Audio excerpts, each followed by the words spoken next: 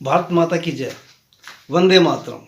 मैं सुरेंद्र अरोड़ा आज के आईने में आप सबका स्वागत करता हूं। आज की मेरी वीडियो का फोकस, आओ नए भारत में प्रवेश करें, let us enter new India, welcome all of you. जैसा कि आज की मेरी वीडियो का फोकस है, आओ नए भारत में प्रवेश करें, इससे पहले हमें ये देख लेना चाहिए कि नए और पुराने में भेद क्या है।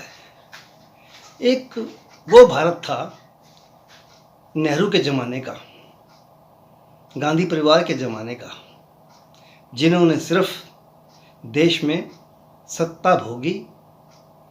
और ज़्यादा तो मैं क्या कहूँ, पहले से ही बहुत सी वीडियोस और गांधी परिवार और नेहरू के कारनामों के बारे में देश अच्छी तरह से वाकिफ़ है।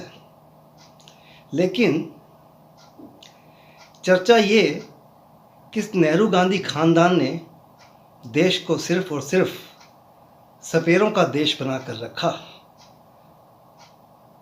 और महीने के 20 दिन तो नेहरू जी विदेशों में रहते थे। यहाँ तक कि उनके कपड़े भी यूँ कहा जाता है कि लंदन से धुलकर आते थे। एक सिगरेट का पैकेट अगर कहीं छूट जाता था तो चार्टर प्लेन द्वारा उसको वापस लाया जाता था। ये एक संक्षिप्त सी नेहरू और गांधी परिवार की एक परिचय है, जो कि देश सब जानता है। देश ऐसे अभिन्न नहीं है, देश को सब मालूम है। आओ अब नए भारत की ओर चलें। एक वो दौर था जिसमें लंबी लंबी लाइनें और देश के स्ट्रक्चर, देश का मीडिया, देश का एग्रीकल्चर, देश की विज्ञान, देश का भौगोलिक शास्त्र, यूँ कहूँ तो हर विषय में हम काफ़ी पिछड़े हुए थे। यूरोपियन कंट्रियों के मुकाबले में हम बहुत पिछड़े हुए थे। आज ये 21वीं सदी का भारत है। मुझे ये बताते हुए बहुत खुशी हो रही है, न्यू इंडिया एक विजन नहीं, एक मिशन नहीं, एक संस्कार है। भारत की वैज्ञानिक, सनातन और भौगोलिक और हिस्टोरिकल, ये सब कुछ मिलाकर जो 21वीं सदी में भारत ने प्रवेश किया, 2014 के बाद जो सरकारें बदली, उन्होंने देश के लिए, देश हित में बहुत से अच्छे कार्य किए, और जिसको कि आप सब भली भांति से परिचित हैं। अब मैं ये नए भारत की, डिजिटल भारत की कल्पना, महज एक कल्पना नहीं, आज हम डिजिटल भारत बन चुके हैं। जैसा कि आप सब इसके साक्षात गवाह हैं, आप इस सब का इस्तेमाल कर रहे हैं। अब आगे कुछ ही दिनों में हम डिजिटल मुद्रा की ओर बढ़ने वाले हैं, यानी कि डिजिटल रुपया, ना खोने का डर, ना लूट मार का डर, ना रखने का, ना संभालने का डर। एक फ़ोन कॉल और एक एंट्री, आपके बैंक में पैसे जमा हो जाते हैं। एक फ़ोन कॉल, एक एंट्री डिजिटल रूप द्वारा आपके खाते में पेमेंट आ जाती है, जिसे कोई छीन नहीं सकता।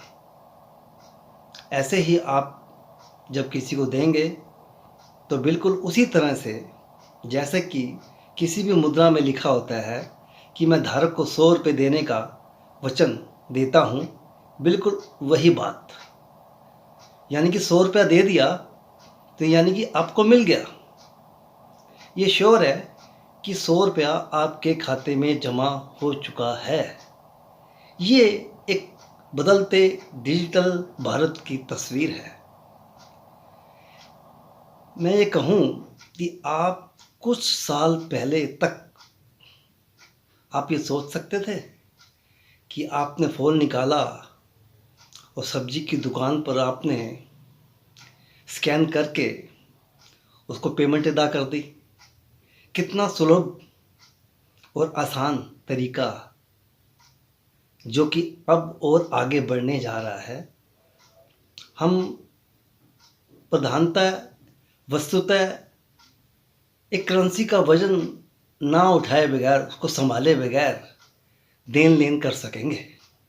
उसको पॉकेट में, पर्स में संभालने की कोई आवश्यकता नहीं। डिजिटल रूप में वो पैसा आपके अकाउंट में आ जाएगा और आपके अकाउंट द्वारा किसी दूसरे उपभोक्ता को दिया जा सकेगा।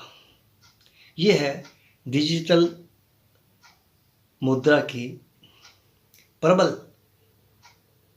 सफलताएं, जो कि हम आने वाले टाइम में देखेंगे, जिसके लिए सरकार ने बहुत से बैंकों को इसके विषय में, इसके ऊपर काम करने की घोषणा से प्रेरित होकर उनको कह दिया गया है कि आप इसको शुरुआत कीजिए। दोस्तों, दूसरी ओर जहां एक तरफ पूरे विश्व में भारत को एक पिछड़ा हुआ देश, या यूं कहूं कि जिसकी कोई परवाह ही नहीं की जा सकती थी, नेहरू, जो कि बार बार मेरे जुबान से उनका नाम निकलता है, देश को काफ़ी पिछड़े हुए रूप में रखना चाहते थे। वो सिर्फ सत्ता का भोग करना चाहते थे और यही कांग्रेस और गांधी परिवार ने किया। बहुत से उदाहरण जनता में, समाज में प्रचलित हैं। बहुत सी ऐसी घटनाएं जो समाज में प्रचलित हैं, जो कि इन सत्तारूढ़ी, सत्ताभोगी लोगों ने द्वारा की गई हरकतें, शर्मनाक हरकतें, जैसा कि इमरजेंसी के दौरान इंदिरा ने इमरजेंसी लगाई तानाशाही रवैये के अनुसार। एक तानाशाही फरमान के द्वारा रातों रात पूरे देश की सत्ता, इमरजेंसी एक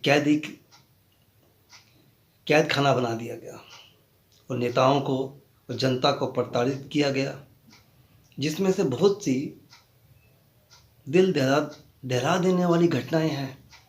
स्नेहलता, एक अभिनेत्री जो साउथ की थी, उनको सिर्फ बिना किसी कसूर के उसको पकड़ा गया, उसको टॉर्चर किया गया, उसको एक छोटे से सेल में रखा गया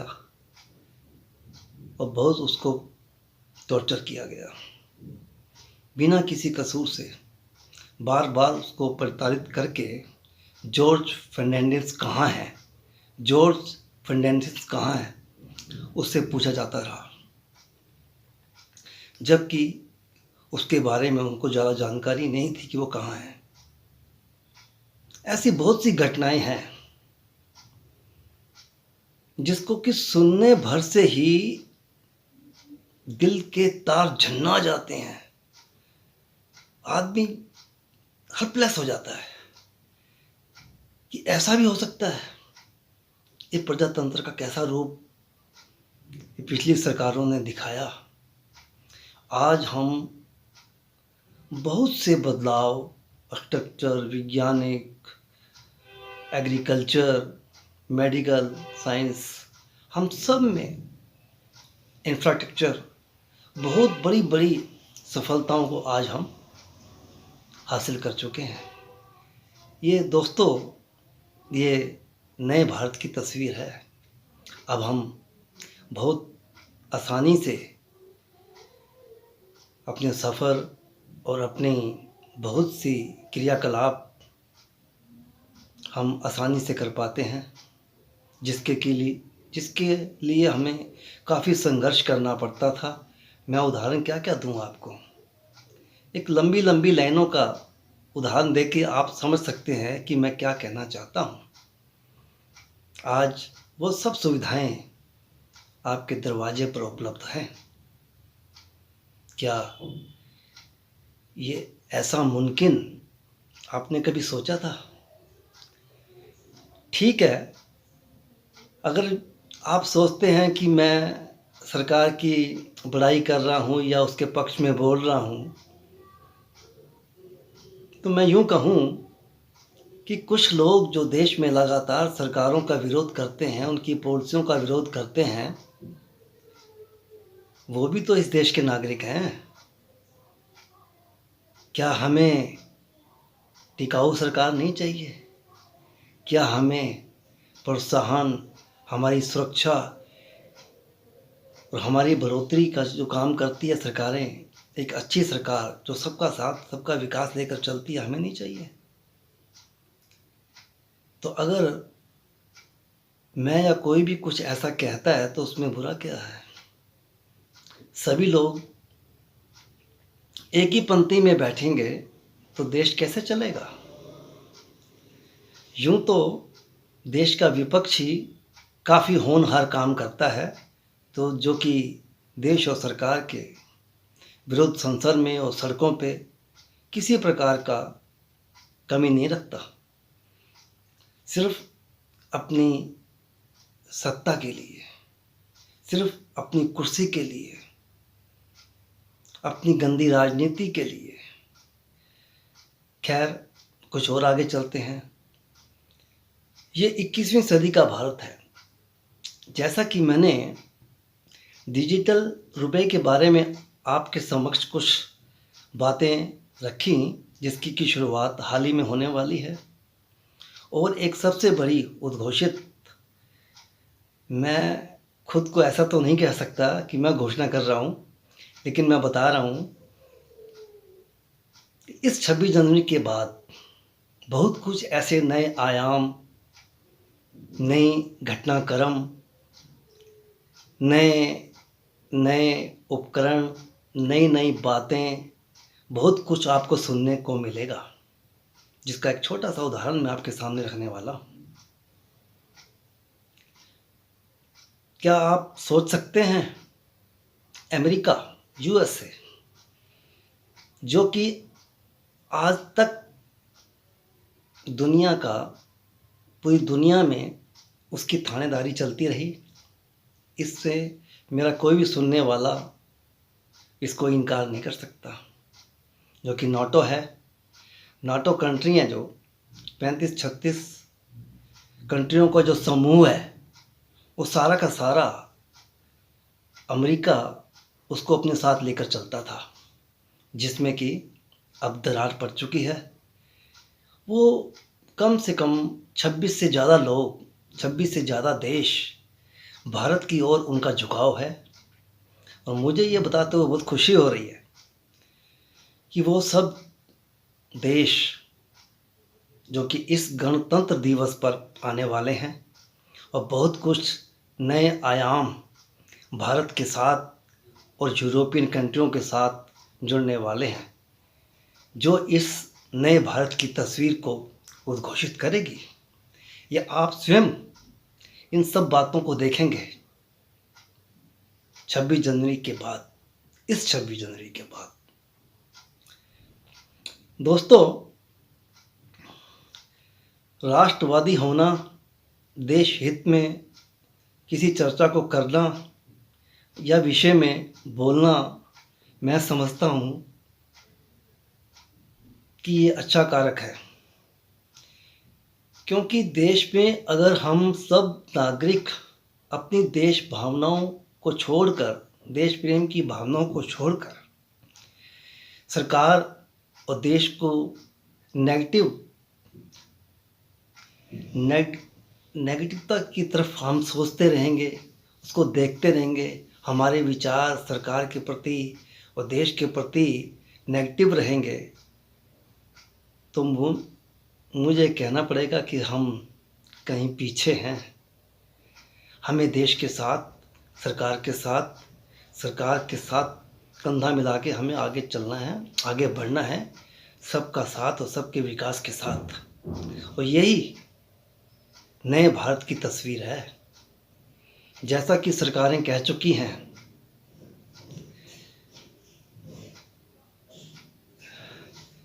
विश्व कुटुंबे वासुदेव कुटुंबम, ये उसी संस्कार के ऊपर हमारा देश और सरकार चल रहा है कि पूरे देश को एक घर मानना और सबको साथ लेकर चलना। और ये इस बात के सबूत आप सबको आने वाले दिनों में देखने को मिलेंगे कि पूरा यूरोप किस तरह से भारत के गणतंत्र दिवस की परेड में आपको नज़र आने वाला है। और ये सब देश भारत के साथ नए नए घोषणाएं करेंगे, नए नए योजनाओं पर नई नई बैठकें, नए नए समीकरण तय करेंगे। और दूसरा जो मेरे दिल में है वो भी मैं आपसे कहना चाहता हूँ, कल को हो सकता है कि नाटो भारत के साथ हो या भारत नाटो में सम्मिलित हो, ऐसा भी मुमकिन है। जबकि हो सकता है कि अमेरिका कहीं पिछड़ जाए इस दौर में, क्योंकि अमेरिका की जो नीति है और चाइना की जो नीति है, अमेरिका फर्स्ट चाइना फर्स्ट, ये अब चलने वाली नहीं है। यूरोप अब पूरे वर्ल्ड का ध्यान आज भारत की ओर आकर्षित है। भारत की ओर वो बड़ी संवेदना भरी या जिज्ञासा भरी निगाहों से उसको देख रहे हैं, समझ रहे हैं, उसको जानना चाहते हैं, उसके साथ जुड़ना चाहते हैं, उसके साथ मिलकर व्यापार प्रगति करना चाहते हैं। आज ये नए भारत की तस्वीर है, जो कि एक बहुत उज्जवल भारत की तस्वीर आपके सामने, बहुत सी घटनाएं आपके सामने होने वाली हैं। ऐसा बहुत कुछ नया उद्घोषित होगा आने वाले कुछ दिनों में। मैं अपनी कुछ दिन पहले की वीडियो में ये कह चुका हूँ, भारत बनेगा जल्द सोने की चिड़िया, और मैंने ऐसा नहीं कहा था। जबकि भारत सोने की चिड़िया था, हमने अपने मुश्किल हालातों में उन सरकारों ने दूसरे देशों के बैंकों में, विदेशी बैंकों में अपना सोना गिरवी रखा, अपनी अर्थव्यवस्था और देश को संभालने की कामना से वो सब कार्य किए गए। लेकिन आप सब जानते हैं कितना सोना विदेशों से भारत की रिजर्व बैंक में आ चुका है। अब जबकि डिजिटल रुपए की कामना की जा रही है, उसकी संभावना की जा रही है, वास्तव में हमें ऐसी आशा रखनी चाहिए कि ये सरकार की योजना सफल हो। इससे हमें बहुत से फ़ायदे होंगे, देश को फ़ायदे होंगे। सबसे बड़ा फ़ायदा तो ये कि हमें उठाने और संभालने और गिनने का झंझट से छुटकारा मिल जाएगा। और सबसे बड़ा फ़ायदा मैं कहना चाहता हूँ कि करप्शन पर रोक लगेगी। अगर आज कुछ कमी है दोस्तों, तो इस कमी मेरे ख्याल से जनता की ओर से है, क्योंकि जनता आवाज़ नहीं उठाती। जनता आज भी तो देखने में आता है भीड़ भड़क्का और मार धाड़, और उन देशद्रोहियों लोगों के साथ या कुछ लोग ऐसे भीड़ जमा करके देश की प्रगति को रोकना चाहते हैं। ये सब मैं कह नहीं रहा, ये आप सब जानते हैं कि ऐसा होता रहा है। अब मैं उदाहरण गिनना चाहूँ तो वीडियो इसी में लग जाएगी, सारा टाइम इसी में ख़राब हो जाएगा। लेकिन मैं सिर्फ एक राष्ट्रवादी और देश से प्रेम करने की खातिर से आपके समक्ष अपने दिली विचार व्यक्त करता हूँ। और मैं पहले भी कई बार ये बात कह चुका हूँ, I am not right a single word make the before video. मैं कुछ लिखकर या कुछ ऐसी विशेष तैयारी करके इस कैमरे के सामने नहीं बैठता। मैं सीधा संवाद करता हूँ अपने दिल की आवाज़ से। और दिल ये कहता है कि आने वाला समय भारत का उज्जवल भारत होगा, जिसमें आप सब एक रिक्शेदार मजदूर से लेकर, दिहाड़ी मजदूर से लेकर उस वैज्ञानिक और साइंटिस्ट तक जो मशक्क़त और मेहनत की है इस देश को बनाने में, उसको हम नए भारत के दौर में देखेंगे। Let's enter to new India. Welcome all of you. Thank you. फिर मिलता हूँ कि अगली वीडियो में। भारत माता की जय, वंदे मातरम। देखते रहिए आज का आईना।